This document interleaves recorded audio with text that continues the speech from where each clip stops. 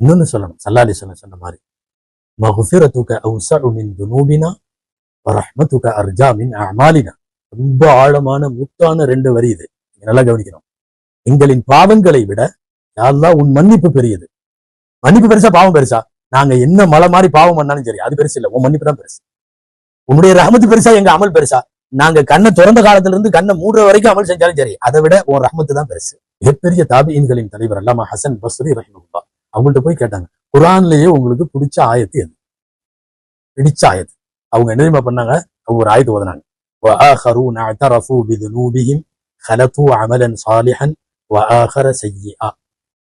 அல்லாஹ் சொல்றான், சில ஜனங்க இருக்காங்க, பாவத்தை ஒத்துக்கொள்ளுகிறார்கள். அவங்க என்ன மாதிரி ஆளுங்கன்னா, ஹலத்து அமலன் சாலிகன், நல்லதையும் செய்யறாங்க, வஆகர சய்யிஆ, கெட்டதையும் பண்றாங்க. ரெண்டையும் கலந்து கலந்து பண்றாங்க. காத்தால பார்த்தா நல்ல மாதிரி செஞ்சுட்டு இருப்பாரு, சாயந்தரம் பார்த்தா தப்பா ஏதாவது பண்ணிட்டு இருப்பாரு. இதை சொல்லிட்டு அசல்லாகும் அங்கே தூபாடி, அல்லாஹ் அவர்களை மன்னிப்பான் அப்படின்னு சொல்ற இந்த ஆயத்து தான் உலகத்துல எனக்கு பிடிச்சதுங்கிறாரு.